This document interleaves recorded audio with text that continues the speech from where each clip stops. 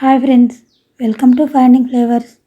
మనం ఈరోజు దేవీ నవరాత్రుల్లో అమ్మవారికి ఎంతో ఇష్టమైన చింతపండు పులిహోరని తయారీ విధానం చూద్దాం. మీరు మా ఛానల్ ఫస్ట్ టైం చూస్తున్నట్లయితే సబ్స్క్రైబ్ చేసుకోండి, లైక్ చేయండి, షేర్ చేయండి, కామెంట్ చేయండి. ముందుగా స్టవ్ వెలిగించి ప్యాన్ పెట్టి అందులో 1/2 టీ స్పూన్ ధనియాలు, 1/2 టీ స్పూన్ మెంతులు, 1/2 టీ స్పూన్ మిరియాలు వేసి వేపుకోవాలి. ఇవి కాస్త వేగిన తర్వాత 5 ఎండుమిర్చిని వేసి వేపుకోవాలి.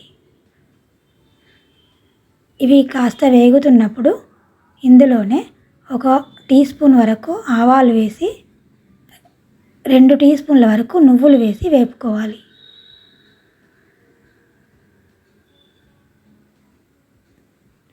ఇలా నువ్వులు చిటపటలాడుతున్నప్పుడు తీసి పక్కన పెట్టి చల్లారనిచ్చి మిక్సీ జార్లో వేసి పొడి చేసుకోవాలి.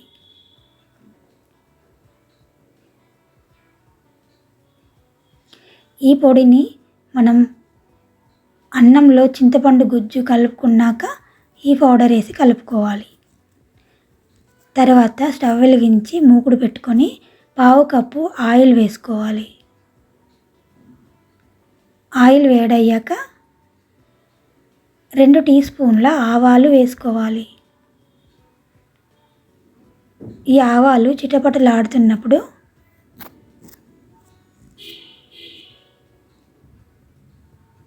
2 టీ స్పూన్ల మినపప్పు వేసుకోవాలి.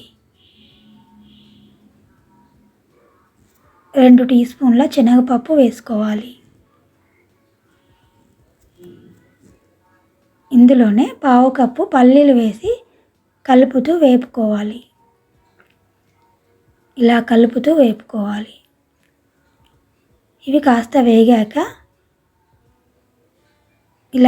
వేగాక ఒక 3-4 ఎండుమిర్చిని ఇలా తుంచుకొని వేసుకోవాలి.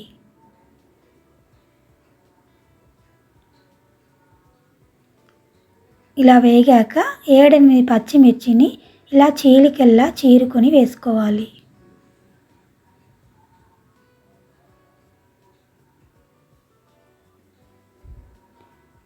ఇవి కాస్త వేగిన తర్వాత 3 కరివేపాకు రెబ్బల్ని ఇలా వేసుకోవాలి.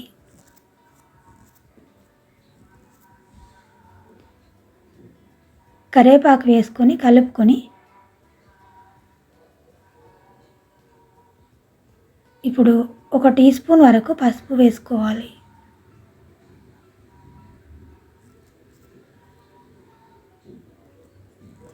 పావు టీ స్పూన్ ఇంగువ వేసుకొని 1 టీ స్పూన్ పసుపు వేసుకోవాలి. పసుపు వేసి కలుపుకోవాలి. ఇలా అంత పోపుకి పసుపు పట్టేలాగా కలుపుకోవాలి. ఇలా కలుపుకున్న తర్వాత ముందుగానే 50 గ్రాముల చింతపండు నానబెట్టి ఇలా థిక్గా గుజ్జులాగా తీసుకొని పెట్టుకోవాలి. అది ఇందులో వేసుకోవాలి. చింతపండు రసం ఇలా వేసుకున్న తర్వాత ఒకసారి కలుపుకోవాలి. కలుపుకున్న తర్వాత రుచికి సరిపడా ఉప్పు వేసుకోవాలి. ఒక 2 టీ స్పూన్లు వేస్తున్నాను.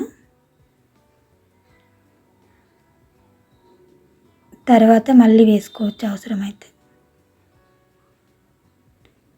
ఇప్పుడు ఈ చింతపండు రసం థిక్గా పేస్ట్ లాగా అయ్యేదాకా స్టవ్ చిన్నగా పెట్టి ఉడికించుకోవాలి. తర్వాత ముందుగానే ప్రిపేర్ చేసుకున్న అన్నాన్ని ఇలా బేషన్ తట్టలోకి తీసుకొని ఇలా విచ్చుకున్నట్టుగా గరిటెతో ఇలా స్ప్రెడ్ చేసుకోవాలి. తర్వాత ముందుగా రెడీ చేసి పెట్టుకున్న ఈ చింతపండు గుజ్జు ఉంది కదా, అది వేసుకోవాలి. ఇందులోనే ముందుగా పౌడర్ చేసి పెట్టుకున్నాం కదా, ధనియాలు, మెంతులు, ఆవాలు, మిరియాలు, నువ్వులు, అది ఆ పౌడర్ చేసుకున్నాం కదా, అది కూడా వేసుకోవాలి. ఆ క్లిప్ మిస్ అయిపోయింది, సారీ ఫ్రెండ్స్. అది కూడా వేసేసుకొని కలుపుకోవాలి. ఈ గుజ్జు మిగిలినా కూడా వారం వరకు ఫ్రిడ్జ్లో పెట్టుకోవచ్చు, నిల్వ ఉంటుంది. అంతే ఫ్రెండ్స్, కమ్మని పులిహోర, అమ్మవారికి ఎంతో ఇష్టమైన పులిహోర రెడీ అయిపోయింది. మీరు కూడా ఈ దసరా నవరాత్రుల్లో ఈ పులిహోర చేసి అమ్మవారి కృపా కటాక్షాలకు పొందాలని ఆశిస్తున్నాను. Thank you for watching.